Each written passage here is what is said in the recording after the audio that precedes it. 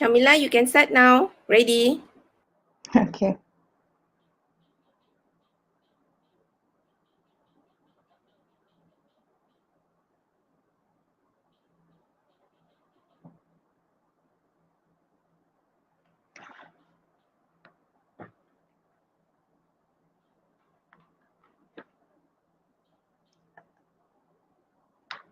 Can they see me? I don't think so. Yes, they can see you already. You're in the stream with your slides. I think I am in the stream with my slides. Yes, you are already live. Oh. So you can start now. Thank you. All right. All right. Hi. Good afternoon to everyone present here today. I am Ms. Sri Shamila Banu, and together with me is Madam Sybil Su. And together we will explore Section C of the SPM English Paper 2. Now, throughout this whole session, we'll be referring to the 2019 SPM Paper 2. So, if you do not have a copy of the 2019 paper, can you see the QR code right there? Feel free to scan. I'll give you just about like a minute or so to get yourself ready with the question paper. So it makes your life easier as we go through the questions and learn about how we answer it. So about a minute. All right.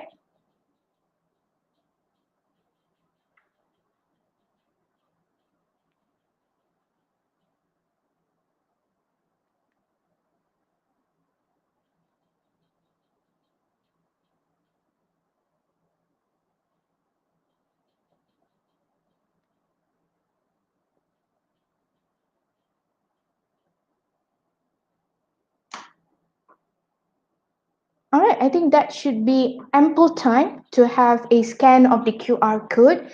So without wasting time much longer, let's get into the basics of Section C. Firstly, let's look into the mark allocation, yeah? All right, so total marks for Section C, 25 marks. That's a whooping amount of marks, isn't it? That's like 1/3 of the paper. So it is very important for us to attempt this question. I know a lot of times, we see the passage, so many words, you go like hiya and all, but don't worry, some marks is better than no marks, right? So let's look at the mark distribution. We have 10 marks for comprehension because we have 10 questions in it. And then we have 15 marks for summary. That will be talked about even further by Madam Sybil Su later. Okay. Now, after looking at the mark allocation, let's look at the time allocation. Now we have 10 questions, and then after that, we have a summary to look at. All right. So that's a lot of things to do. So how long are we given to complete this question? We are given 50 minutes. All right. That's a lot of time for us to work our way through both the comprehension and summary. Now, before we go on further into truly discussing how to answer the questions, let's look at what are the no-nos and what are the common errors that we commonly come across. Yeah. Just like how Mr. Nigel Ng is saying there, oh no, no. Okay, do not leave the questions unanswered. Try your level best to answer, because at the end of the day, some marks, 1, 2, 3 is still better than a 0. And that 1 or 2 marks could be the tipping point between one grade to another. So never ever leave the questions unanswered. Now you might say, but teacher, it's so long, we cannot read, it's too much. Don't worry, as we go through the questions later, you will realize it's not so bad after all. And it's like a whole different, just a different type of information transfer. Next, do not overanalyze your text. Now, this is targeted mostly for the proficient students and the science stream students. I know your Form 4, Form 5 live, we have been going up and about, observing that, observing this, analyzing that, looking at your manipulated variable, responding variable. Please do not do that with your passage. All right, this is not the time for you to overanalyze. You can do that if you're taking IGCSE, but not for SPM. SPM comprehension is just lifting the answer from the passage and just putting it into the answer section over there. Next, do not be overzealous. Now, what do I mean by overzealous? These are the people who we call kiasu, and Okay, I know kiasu is not an English word, but that fits a lot of representation, isn't it? One type of this overzealousness, we have this idea that we write a lot means teachers will have more to look at and they can choose the answer.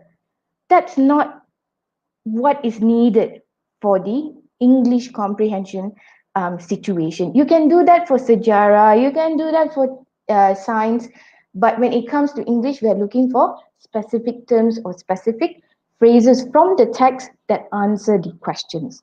Okay, so remember all of these a no. Common errors in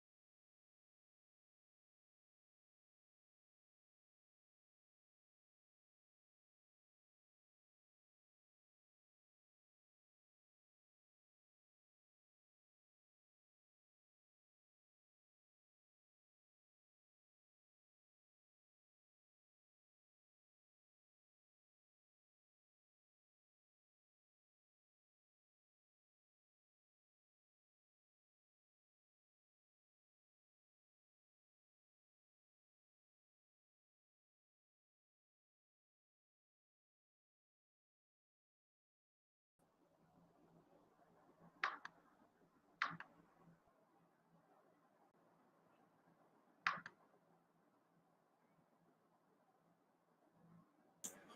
Shamila, you're back in already? Yeah, I got disconnected. My internet. Yeah, it's okay. Can you share your slides again? Okay, give me a moment. Uh, I think it is. I think it is sharing, if I'm not mistaken. Yeah. Okay. Yeah. All right. You may continue. Thank you. Sorry about the technical error just now. Uh, got disconnected. All right. Okay, so let's look at the common errors made. All right. Okay, number one, overlifting, which means taking too much information from the line or sentence which are not necessary. Sometimes they will only ask you for a certain phrase, but you take the whole entire sentence and you put it into your answer section. You actually get a wrong there because it's not what we are looking for.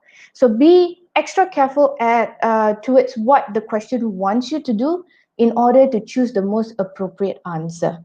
Next, not following the instructions. Sometimes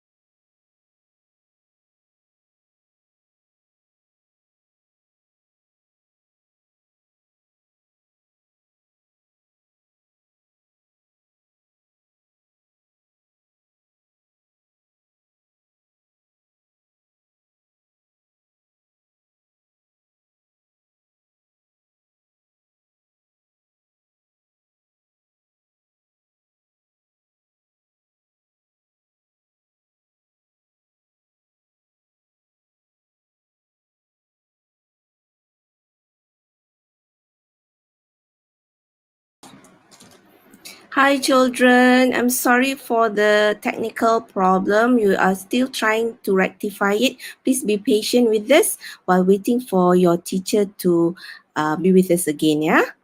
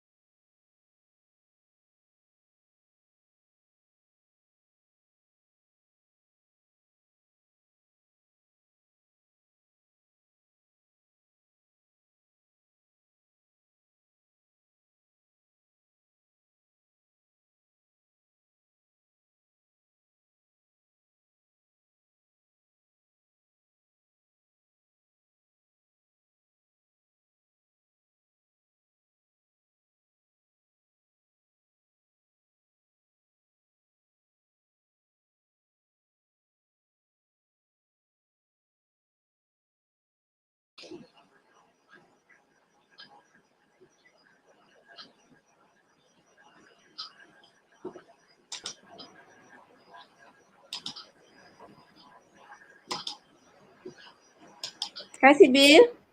Hi, You're in already. can you see my slides? Okay, yes. All right. This is the one? Okay, yep. Okay, thank you. Hello, good afternoon, everybody. Sorry for all the technical problems we've been going through. Normally, you do the comprehension first, and then because you've done the comprehension and you've understood the passage, then you can do the summary easily.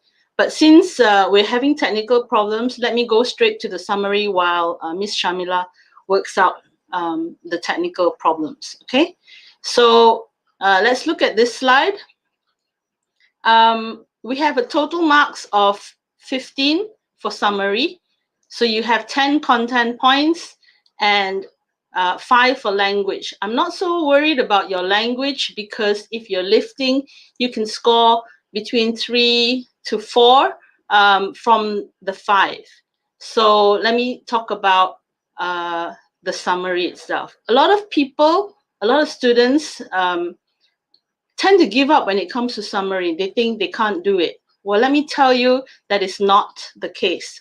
It is not as difficult as it seems. And out of the 15 marks, you can definitely score an 8. An 8 is worth more than if you actually leave the whole section empty. So a lot of students that I've encountered will actually write on their script, sorry, I don't know how to do this. Sorry, tak faham. Okay, but don't worry. Let me help you, and let's try and score as many marks as you can from here. So summary writing seems scary for most students, but for the more proficient students, the skills that they have actually are so good that they miss out on the key points, the key words, and then the content points get lost in their summary. So I would suggest that you don't do that and maybe just take from the passage itself. So for the less proficient students, locating the points is their biggest problem. And what we do is we're going to show you how to find these points even though you don't understand the passage at all. Okay? Next slide. Okay. So let's look at what summary writing is all about. Firstly, it is a brief restatement of the important points of the text based on the questions. Let me repeat. It's based on the question. So you really need to know what are they asking you to do. Okay? Then you have to put all these ideas into one paragraph. Yes, it's hard. One paragraph, not more than one. Okay? Next, you have 130 words. Oh, sorry, no personal opinion is involved. They will never ask you, what do you think in your summary? Because the what do you think is already in question 30. So everything is based on facts which are in the text and in the passage, okay? So let's look at some tips to how to write a good summary. First of all, you read the question carefully. Ask yourself, what am I required to summarize? Mark the first and the last lines of the passage that you are asked to refer to. It is always stated in the question. Then you select the information that is relevant to your answer. You have to do this by underlining the relevant lines and ideas from the text. This is so that you don't miss out on anything. And then when you're underlining, ask yourself, is this the correct answer? Is this what Yunus did to help the poor? Is this an improvement on in the lives of the women, for example? Okay. Number 4, look through the lines and ideas you have underlined. Make sure they fit. Check that they answer the question. Number 5, copy the 10 words into your script. This is something that a lot of people tend to leave out. They just follow on from the dots. Don't be lazy. While you're writing the 10 words, it gives your brain a chance to catch up and make sure you're on the right track with your first point. Number 6, try not to go out of sequence. Organize your ideas and points in the manner in which they are found in the text. So if it comes from paragraph 4, put that one first, then whatever is in paragraph 5, then paragraph 6. Not all over the place and not jumbled up, so that you don't miss any points given in the passage. Number 7, follow the word limit. It's given to you for a reason. Writing more than what is required will not get you any marks. And anything far too short of the word limit means you lack content. So the word limit is 130. Write 125 to 128. Don't write more. But if you write only 80 or 90 words, then you probably lose out on other possible points.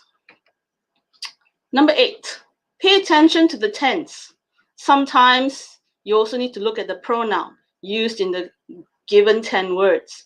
So if the question asks you in past tense, make sure that your answer, your whole summary is written in the past tense.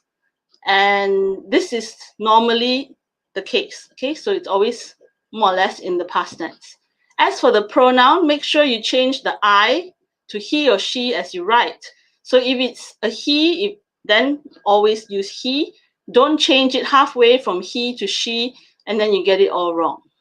Especially if you're taking from the passage, try to remember to use the correct pronoun.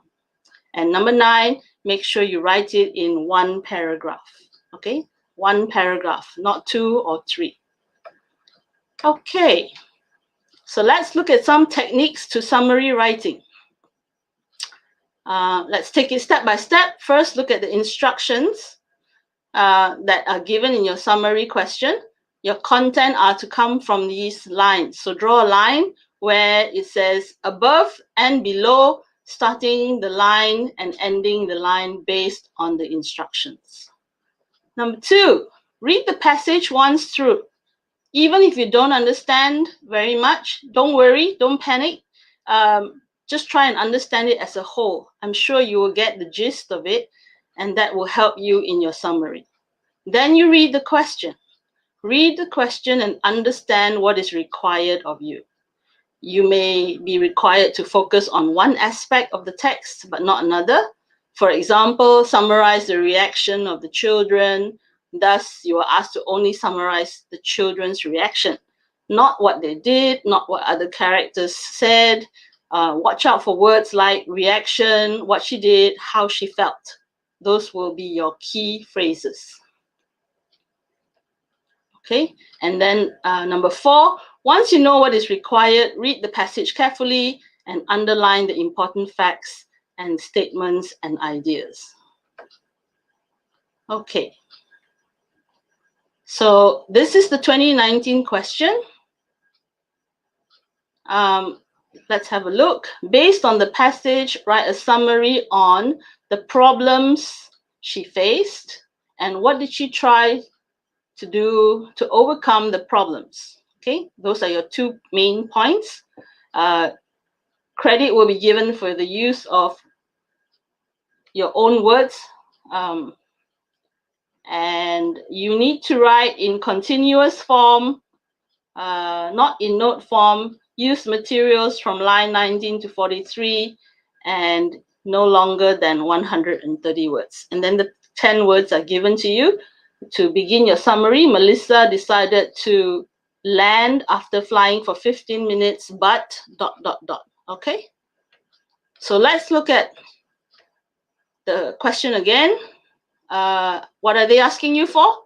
How do you sequence them? They're asking you for the problems she faced and what did she do to overcome those problems. So how do you sequence them in your summary? Do you put problem followed by solution? Or do you list all the problems and then you list all the solutions? It's normally best to follow whatever the flow is in the passage. So if you find a problem, look for the solution. Then you talk about whether it worked, okay? So let's look at this chunk of text that we're supposed to refer to. Draw a line above line 19 and draw a line under line 43.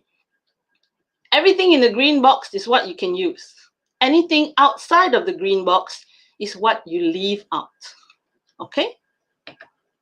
So let's look at the points. Remember, bear in mind what problems she faced and what she did to overcome the problems. So as we look for the content point, we are going to ask ourselves, number one, what is the problem? Number two, what was the solution? Number three, did it work? Because she is supposed to do something about the problem to overcome it. Okay, so let's look at the 10 words given. The 10 words given just now was, Melissa decided to land after flying for 15 minutes, but ... So if you look at line 19, we are going to search for the answer to the problem. What is the problem? Okay, you notice that there is a but after the 10, at the end of the 10 words. So the but tells you that something contradicts this sentence. And if you look at line 19, it says, she began falling at an alarming speed. So does it fit? Let's try. Melissa decided to land after flying for 15 minutes, but began falling at an alarming speed. It fits. Okay, so that is your first point, to make sure that the point fits and it can continue from that 10 words given. Okay, let's look for more. So what's the next problem? The problem is her paraglider was not catching the wind that it needed to. So that is another problem she faced. What was the solution? Let's look for a solution. She quickly pulled her lines. That's point number 3, and the solution to the problem. Next question. Did the solution work? Let's look for the answer to that. Did the solution work? The wing did not respond. And that was in paragraph 3. Okay, so you've got 3 questions answered, and now you have 4 points. Okay, let's look at the next problem. So we've run out of space in paragraph 3. Let's move to paragraph 4. Paragraph 4 says, what's the problem?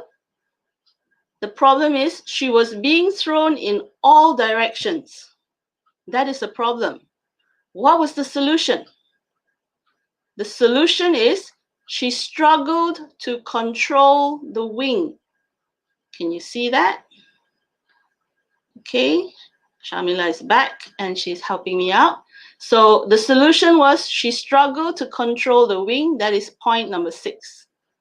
And did the solution work? Did it work? Let's look for the answer. She made a series of turns which had no effect. So in other words, it didn't work. She tried, but it didn't work. Okay, so that's the end of paragraph 4. We have no more points there. Let's move to paragraph 5. We're asking the same question again. What was the problem? The problem was the ground was moving fast towards her. Can you find that? Flapping the wing was, the ground was moving fast towards her. That would be point number 8. What was the solution if you can see that the ground is coming towards you or you are getting nearer to the ground? What's the solution? So she was flapping the wing, trying to slow it down, but it was too late. That's in paragraph 5. Point number 9. Flapping the wing was one way to slow down, but it was too late for that. Okay, so we have the problem, we have the solution. Did it work? So if you look further down, she could see clumps of sharp bamboo. First she saw the ground, then the bamboo was getting clearer. So obviously it did not work and she was really getting near the ground. Okay, in paragraph 5, there is a little bit more. There are a couple of sentences there left. So what was the problem? Was there another problem? There was a 2-story farm building that she wanted to avoid. Obviously, otherwise she would smash into the building. So that was the problem. The farm building was in the way. So what was the solution? She noticed a stream just wide enough to land in, and she decided that it was her best chance to land there. She noticed a stream just wide enough to land in, and she decided that was the best. Okay, so that was the solution. Did the solution work? Her wing got caught on the roof of the farm building. That's the last point there, and we are at the end of the section within the green box. So there are no more points there. We have altogether 13 points, right? So if you have all those 13 points and you list them out, it would be on the next slide as they are listed out. Okay, so these are your points. And it would be great if you have them all. Hang on. Okay, so this is the complete list. And if you can find any 10 of these 13 points, you will score 10. Only if you manage to link them into proper sentences within a paragraph. So listing them out is not enough. You need to put them into one paragraph, and you need to make complete sentences out of them. Of course, during the exam, there is no way of knowing if the 10 points you have found are the right ones. So what you need to do really is to aim for more. Since there are always 12 to 14 points available in every passage, you need to find 12. 12 is your minimum, and you need to put that into your summary. But the more, the better, of course. The only problem with summary is the time, the constraint of the number of words. You only have 130. So this is your time to choose and be stingy with your words. Don't give examples because they take up too much space. Don't use long names. For example, His Royal Highness Henry Charles Albert David, Duke of Sussex, would take up about 10 words. So best to shorten it to Prince Harry one time, and then continue with he for the rest of the whole summary. Okay, so that's just an example. So my advice to you would be to choose wisely, fit as many as you can into your summary, and please remember not to list them down the way it is shown in the slide. This is just for reference. So if you are going to write this down for your summary, I will guarantee you get 0. Okay, so please don't do that. Here we are aiming to score points, not to lose points, okay? Make sure they're in continuous form. All right, so what's next? Now we have all the points. What do we do with the points? We need to string them together, okay? And in order to string them together, you need to use some special words, and they're called transition words or linkers, okay? Next slide, please. Okay, so transition words are things that you already know. They're not that difficult, nothing special or strange for you because you've been using them all this while. And the best part about these transition words, if you're not sure or if you want to find some new ones, you can just Google them. Google linking words or transition words, and you will find plenty of them. They're all over the place. So only problem is, if you're not sure what they mean or how to use them, please leave them out, okay? If in doubt, leave it out because it's going to kill you if you use a fancy word or a bombastic word and get it all wrong. It will mess up your entire summary. Okay, so if you look at the list on the screen, there are some that are 3 words, there are some that are 2 words, okay? So I would suggest you choose the ones that are single word because remember, we're trying to save on word space, okay? So let's try doing a couple of sentences using the points that we found earlier. So if you look at the first, second and third point, the wing did not respond. She struck, oh, hang on. Wait, let me. Her paraglider was not catching the wind in the way that it needed. and her solution was to quickly pull her lines. So we can make it a sentence. Her paraglider was not catching the wind in the way it needed, so she quickly pulled her lines. So you can see that we've used the word so from the cause and effect. Because of this, this happened, okay?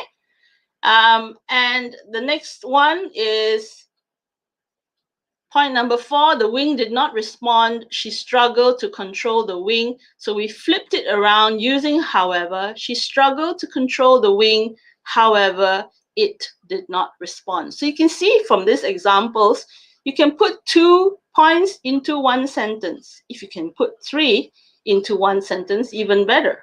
Okay. So that is all from me. I hope I have made summary less daunting and not so scary for you.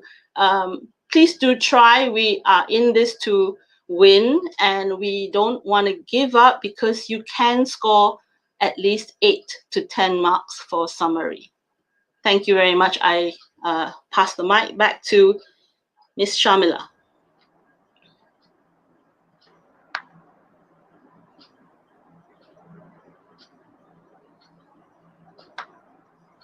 All right, so we are back at it again with comprehension. I'm so sorry for the technical difficulties just now. So let's get back to comprehension all over again. Yeah, we have looked at summary, the more daunting part. So let's hope comprehension will be made easier for you. Okay, so again, let me just recap.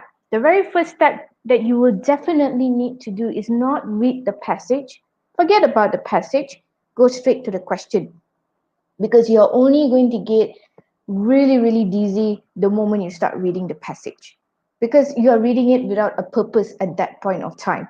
So if you go to the question, you will know what you are reading for.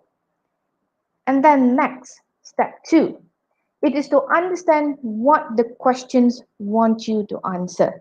So this is the time and period for you to use up all the highlighters that you have accumulated throughout your education years, right? The more colors, the better. The more you can highlight so that you will realize exactly what you will need to look up for. So let's try a question from the 2019 paper. All right, and it is the question number 26, and it goes this way. From paragraph 1, why is it a good day to go parasailing? All right, so the very first keyword that you're going to use your highlighter and highlight is paragraph 1. Why, you might be asking, why do we have to highlight paragraph 1? Because you will know exactly where to find your answer. You won't accidentally go into paragraph 2, you won't accidentally go into paragraph number 9. You know it's in paragraph 1, you'll go directly there. Okay? Next, the keyword WHY. Okay? It's a WH question which indicates to us we are supposed to find a reasoning. It is always good for us to highlight the WH questions because they tell you precisely what to look for. For example, if the question starts with the WH word where, you will know you have to look for a place. If, for example, it says when, you will know that you will have to look for time or place, right? Next, if it was written how, you will know that you have to look for a process. So that is why the WH questions are very important. They tell us what to look for. Paragraph 1, where? WH questions, what? In what format are we looking for? Okay, the next key statement that we need to highlight is the word good day. Why good day? Because a good day will indicate to you you're looking for words which indicate good weather. It might be sunny. It's definitely not going to be rainy and not stormy. And even more so for the activity parasailing. Parasailing requires a lot of air, right? So that doesn't mean you need a tornado, but it means, a good amount of air. So let's refer to the passage now. Again, let's refer to the question parasailing. But you will realize in the passage it says paragliding. Is there any difference really? No, there's no difference. They are actually both the same thing.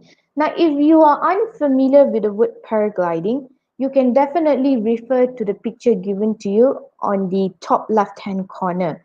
Because throughout the entire passage, you will see a lot of paragliding, paraglider, the same activity being repeated over and over. So that would indicate to you that is the picture in reference to the word. Okay, so let's get back to the question. Why is it a good day? So we are looking for a reason, and as well we are looking for something that has to do with weather. So let's go line by line. March 2nd looked like a good day to go parasailing. It tells us a date, but does it tell us the reason why? Nope, none of that. So check it aside. At a local flying site. Where? Is it why? Nope. Melissa, a 16-year-old licensed paraglider. It's a who, not a why. Checked the forecast. What she did. It's not a why. Although there were a few cloud patches in the sky. Now we are seeing something in regards to weather now. Cloud patches. Now in our mind, automatically it comes out cloud patches to be something indicates to rain, or there's going to be a little bit of wind, or it's going to be a bad weather. That is why we have the keyword there, although. So let me just get myself a highlighter here to help you out. Oops, sorry. Okay, so we have the keyword here, although. Now we know although means even though. It's a contrasting linker. Although there were a few cloud patches in the sky, the wind was favorable. Now let's look at the word favorable. What could that mean to us? Favorable means advantageous. It is good for us. So does it truly answer the question? Yes. So the answer that we are looking for is within this section. The wind was favorable. Now we have the answer there. We can identify that is the answer. But how do we put it into our answer section? Okay. Are we going to take the entire sentence, although until favorable? No, not necessary. Because of the word good day. Good day indicates something positive. Therefore, our answer will only be the wind was favorable. Now, students also like to write in this manner because the wind was favorable. Now, we do not look too highly on that kind of sentences, yeah? Try not to write with because being the front word there in your sentence. Because remember, because is a conjunction. It is supposed to be in the middle of two independent, between two clauses or two sentences, right? So it shouldn't be at the very beginning. If you want to use because, ensure that there is this is because. Okay. Another style that students like to write. It is a good day to go parasailing because the wind was favorable. Do you need to write that whole line like that? No need. Just give us the answer directly because it is some sort of an information transfer. It's just that your paragraph is wordy, whereas your part B or part 2, which is information transfer, is in graphic organizer. It seems nicer to look at than this. All right, let's look at another style of question, the vocabulary question. Now, 2019 vocabulary question was quite hard because they didn't ask the typical which word or which phrase from the passage means this, right? They asked in this manner from paragraph 4. Let me highlight paragraph for us. All right, paragraph 4. So we know we are going to look at paragraph 4. Melissa's instructor used a particular image. All right, so let's look at the word image. What is this image all about? So let me switch to a pen and let me go through with you what it means an image. Now, after all, we are reading a story. Now, stories, there are two ways it will be written. One, they tell you. That means it's just statements, all right? Another one, they show you. Okay, so this, when we say show you, that means you can visualize. Okay, we can visualize. Imagine just by reading the sentence, you can visualize that scenario. So similarly here, We are looking more for show you rather than tell you. Okay, so let's go into paragraph 4. Let's look line by line. If you asked anyone in the paragliding club about the characteristics they most associated with Melissa, the chances are they would say determination. Now, does this talk about an image? No, this is just a statement. It tells us about a characteristic, right? About a character. So is it about an image? No, it doesn't give us any image at all. But what could she do now? This is a question. Is it an image? No. She struggled to control the wing as she was being thrown in all directions. Now, although this may seem like a very good description, but this is what we call a statement description. All right? That means they're just telling us that she's struggling. But exactly how is she struggling? Is she pushing? Is she pulling something? Is she tumbling here, tumbling there? Not mentioned. It's just a mere struggle. So it's just statement. Let's look at the other line. It was like being tossed around inside a washing machine. Now we have this image of a washing machine, clothes inside there. Imagine you inside that washing machine and it's turned on. You are going to be bumping here, bumping there, going in a circle and circle and circle, right? So it gives you a nice, clear imagery. So we can assume that this line is the answer, but why not look at the other lines and see whether there are anything else in there. She remembered her instructor describing an ordeal. Ordeal is like a situation, yeah, a tough situation he had once been through and now understood why he had used this image. All right, so nothing much about an image here. She just mentioned that the instructor gave her an image. She made a series of rapid turns which had no effect. Again, just statement. So, all in all, we can definitely say that it was like being tossed around uh, inside a washing machine to be our image. All right, that is one sort of a vocabulary question. Let's look at the common one, which is word or a phrase. Now, as easy as this question is to score that 1 mark, it's also the bane of the proficient students. Why? Because y'all do not read whether it states a word or a phrase. You'll get it mixed up for some reason. All right? So let's look at a question. 29A, from paragraph 8, the excerpt given to you up there, which phrase shows that the father explained everything to the writer? So we are looking at what is called a phrase, which means it is a, let me just change it to a pen, which means it's more than a word. So it's going to be about 2 or 3 or 4 or 5 words, but not the entire line. Okay, so what kind of a phrase are we looking at? We are going to look for a phrase that shows the father explaining everything to the writer. So we are looking for an action. Okay, so let's look at the paragraph, right?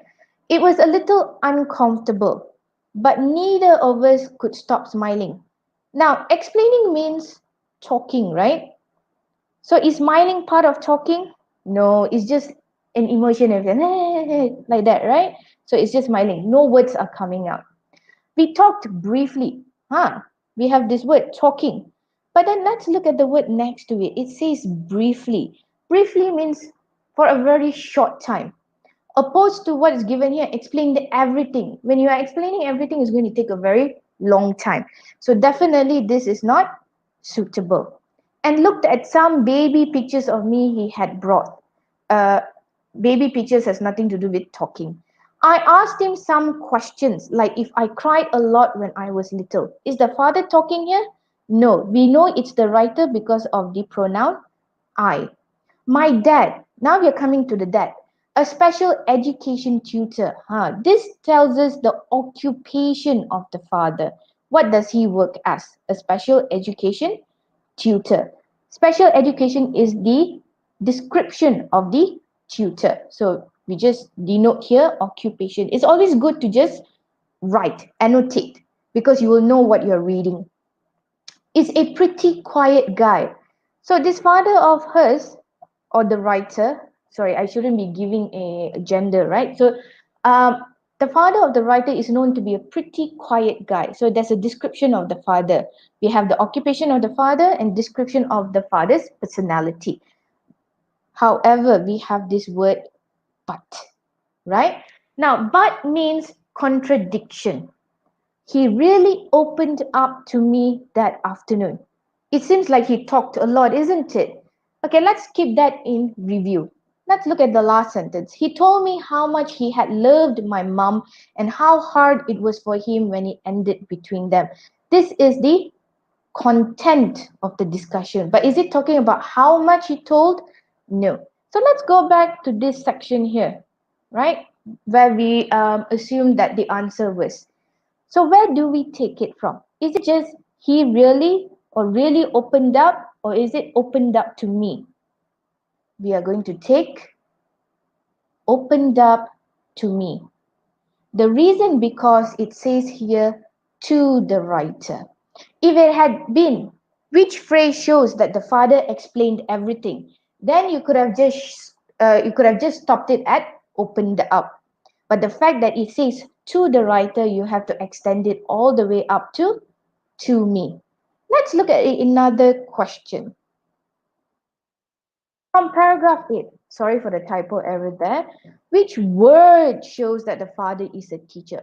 Remember, when we were reading for the very first time, we have annotated. So it's very easy for us to get back to the paragraph. So we know that the occupation is here. And we know teaching, being a teacher is a occupation. But are we going to take the whole thing, a special education tutor? No, because that would end up being a phrase. So which word are we going to take up? Tutor. All right, because that is a word that indicates a teacher. All right, so let's look at another question, the hot question that everyone thinks like, oh my goodness. All right, question 30 asks us, how do you think Melissa felt about the way she was rescued?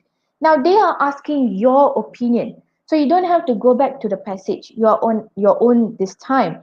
And most of the time, it's a general knowledge based question, so you don't have to worry too much. Okay, so let's look in specific to this question. How do you think Melissa felt about the way she was rescued? So this is the first thing you need to give me, the feeling, which is given here for you. And one reason. Don't give more than one. After all, they did say one. Okay. So what kind of feelings would you usually associate when someone is rescued? Most likely they'll be happy, they be relieved, right? Because now they are safe. But since she is a professional, how would she feel? She could even feel embarrassed because, as a professional who has done this landing so many times, she has failed to do so. So, let me just give you a sample answer here. Let me just quickly write it. So, let's just give a simple feeling happy. Reason, this is because, oops, sorry.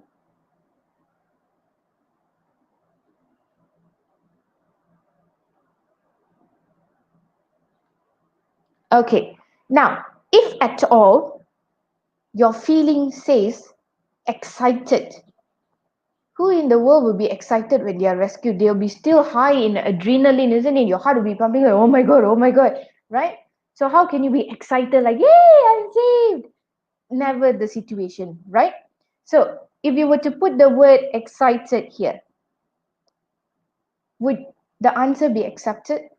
No, because rationally it doesn't function. But your reasoning, this is because she is safe. It seems very rational, isn't it? But although it is rational, you will not get your marks. Your first answer has to be correct in order for your second answer to be correct as well. No matter how valid your reason is, but if your feeling doesn't match the situation, it will not be accepted. Okay, so we have a rough idea of how the questions will be presented to you. Let's try a few more which were in the 2019 paper, and we will go through it together. So if you feel like you would like to answer in the chat box, please do so. Yeah, so let's try. Let's look at this question, 27A from paragraph 2. So what is the first thing we need to do? Highlight. All right, the very first thing, what are we supposed to highlight? Paragraph 2. So we know that we have to look at this paragraph. Okay, not 1, not 3. Now, let's look at the question. Second keyword that we are supposed to underline is the WH word, what. What usually indicates to items or things, right? And lucky enough, in this question, they do say the final piece of equipment that Melissa had to check before taking off. So we have 1, 2, 3, 4. And final being last piece of equipment, your gear for paragliding, the items that you need to paraglide. So let's look at paragraph number 2. Let's focus. There's a box there just to ensure that we focus at paragraph 2. Let's look at the lines. Melissa lifted her wing directly above her head. Now we know the wing is an item, isn't it? Because we saw it earlier in paragraph 1. So let's underline the word wing. So we know that it's the very first item that we see. Next, with one more adjustments to the brake lines. Another gear. Let's underline. So we know that it is also a gear. If you want, you can write number 1, you can write number 2. She was ready to go. Now let's go back to the question. It was right before she took off, isn't it? So this sentence fits the bill right. She was ready to go. That means she's going to take off already. So which gear was the very last thing she checked? Of course, is going to be gear number 2, which is the brake line. So therefore, the answer is the brake lines. You don't have to say the very last equipment adjusted by Melissa was the brake lines. You don't have to. Remember, I mentioned before again and again, it's just information transfer. Just that is in a lot of words. Okay? Next, 27A from paragraph 2. What was Melissa excited to see? Now we know it's in paragraph 2 again. We're going to go back to that same paragraph and we're going to look for items. What? Okay? And it has to be something that she was very excited to see, as the guy who is dancing in this sweater, right? So let's go back to the paragraph. Now, do we have to read from the very top again? No, because we know from this section to this section, from the very first line until ready to go, was talking about her, preparing her gear and then taking off in the air. So we don't have to look at those lines. We just have to now look at others.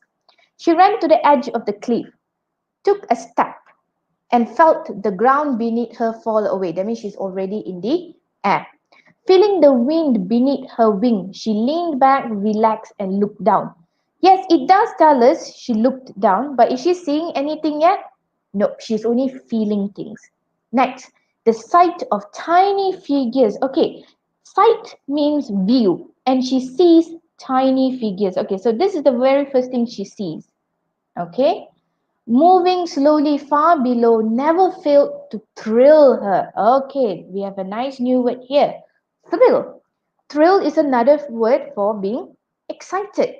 So is it okay for us now to say that the tiny figures are the things that she was most excited to see? Yes. Okay. So the answer is tiny figures. Again, you do not have to write.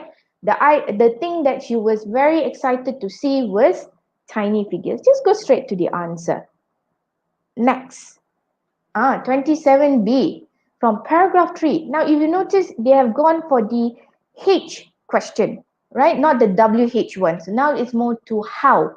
How is usually a procedure. How did Melissa know it was possible? So it was okay, or you can do it to land on a spot near the rice field. So let's go into paragraph 3. Let me box paragraph 3 for you. Let's go line for line. After flying for 15 minutes, this is timestamp here, Melissa decided to land on a spot next to a rice field. So she has targeted where she wants to land. It was much smaller than most landing zones, but it was possible. Now, although we see the word possible here, which was presented in the question, This entire sentence number 2, is more about description of the landing zone. Let's look at the next line. Suddenly, she began falling at an alarming rate. Sorry, alarming speed. That means she's coming down very fast. She had touched down there successfully on a previous occasion. Now, from this sentence, we can assume that is the reason why she's confident, isn't it? That she could land in that small zone. But never mind, let's look on. Let's not ignore the other sentences. Would she be able to do this time? A question, nothing to do with whether it's possible or not. Her paraglider was not catching the wind in the way that it needed to. She had been in similar situation before, so she quickly pulled her line. So this is more of her starting for the landing. All right, she's gearing up for the landing. So all in all, we can definitely say that she had touched down there successfully on a previous occasions to be the answer, telling us that is why she knows it is possible to land. So the how here can be interpreted as a why as well. Why she thought she could land. Okay, so the answer, take the whole thing because it gives us the entire process. All right, another question from paragraph 4. What quality was Melissa well known for? I'm sure you all are very much familiar with the word quality because the word quality actually also repeats itself in your novel question, yeah, in the form of characteristic. So when we say what quality Melissa is well known for, what quality she is famous for. Again, paragraph 4. Let's look at it. All right. Now, remember previously when we did the image, right? We saw that from the word but, let me select another color for you so it's clearer. Okay, from the word but here, right, up to the very last, it talked about her struggles when she was in the air and about to land, right? So of course we are not going to look after but let's look at the sentence before it. If you asked anyone in the paragliding club about the characteristic, you are introduced to this word immediately. Characteristic, quality, they most associated with Melissa, the chances are they would say determination. So very clear cut, the answer is given to us. The word determination. From there we know that is the characteristic. All right, let's go on to the final question for today. Congratulations, you all have held on till this moment. Once we are done with this, we'll be able to end the session. Yeah, so let's look at this question from paragraph 5. Okay, we know where we are supposed to look for. State two things. What two things? Highlight the word two. Although it's bold for you, underline it several times so you know you're supposed to look for two things. All right, that impressed Melissa's instructor, so that you will find items or sentences which shows that the Melissa's instructor was wowed about Melissa. Okay. Another thing we need to highlight is earlier occasion. Earlier occasion means somewhere in the past, not in the present. Okay, so let's look at our paragraph. Which paragraph are we supposed to look for? The first one or second one? The first one, right? Okay, so let's look. First, at the very beginning itself of this sentence, we are given a timestamp, 2 years before, which gives us a clear indication that the answer is somewhere here. Because remember the question said earlier, right? So 2 years before is in the past, earlier was also in the past. When paragliding with her instructor, Melissa had managed to get herself down unharmed in the midst of a sudden storm. Anything about impression here? No. It only told us that Melissa was able to land unharmed. Melissa's instructor prided himself on the fact with his support, his trainees always landed safely. This one, in this line, the instructor is actually very proud that when he teaches with his support, his trainees are able to land very safely. Let's look at the next line. Melissa's natural ability struck him as being unusual. Now we see the very first impression. Melissa's natural ability. However, And even more noticeable, something even more striking, was the calmness she showed. So, another impression. But we should check the other lines, right, to see whether anything else pops up even more clearly. That was then, though. Now. Okay, can you see this time marker? Now indicates we have shifted into the present. So, is anything in the present going to be viable for the answer? No. So, we can be confident enough to say Melissa's natural ability and the calmness she showed are the answers. All right. So you just have to pluck it and put it in. Melissa's natural ability and the calmness she showed. All right. So that is the end for comprehension. So I hope everyone from who were going hiya in the beginning, you will give yourself a fuyo at the end with practice. All right. So give all these tips a go, not only for comprehension, for summary as well. And I wish you all the very best for your upcoming SPM next year. All right. Toodles. Bye.